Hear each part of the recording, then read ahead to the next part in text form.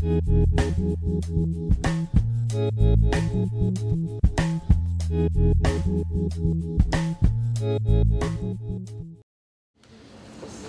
et messieurs, je suis très content d'être parmi vous, très content que Hakim El-Karaoui m'ait invité à venir, encore plus à conclure, ce qui est un peu la osée, un peu prétentieux, parce que pour conclure vraiment par rapport aux travaux, il aurait fallu que je participe à tous les travaux depuis le début.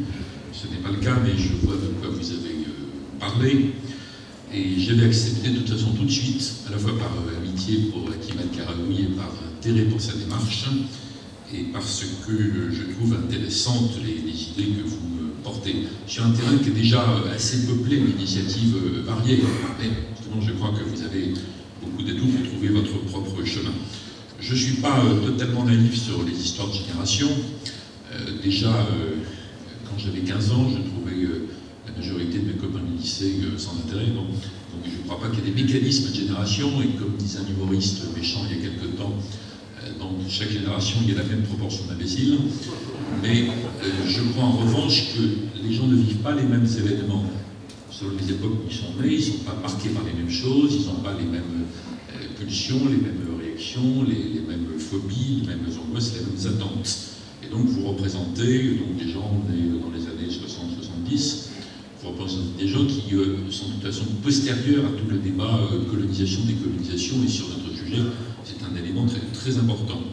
D'autre part, j'approuve absolument l'approche générale par idée, par projet, par réseau, et je pense que ce sont les plus prometteuses, je vais en dire quelques mots. Alors je ferai quelques remarques plus générales et plus politiques sur un certain nombre d'éléments de contexte dans lequel votre démarche s'inscrit, avant de faire des remarques plus précises sur des réflexions, vous ferez ce que vous voudrez tout à fait librement, sur la voie que vous avez adoptée et la façon de traiter les sujets qui sont devant vous. Quelques remarques générales, et je parle librement, directement, vous pouvez réagir dans un sens ou dans l'autre. Premier point, que veut dire la Méditerranée? Pour le moment, ça ne veut rien dire, rien du tout, sauf sur le plan océanographique, naturellement, qui est une mer Méditerranée, un peu sur le plan climatique, et donc un peu sur le plan agricole, et un peu, quand on va dire la situation de l'olivier, je ne vois pas tellement, enfin c'est pas vrai absolument partout, mais au-delà de ça, politiquement, ça ne veut rien dire. Il y a un rassemblement de contradictions, de tensions, de désaccords, d'héritages différents, d'histoire politique, de religion, de culture, de langue. C'est pas, je dirais pas ça du Maghreb, hein. Ça sur la Méditerranée en général.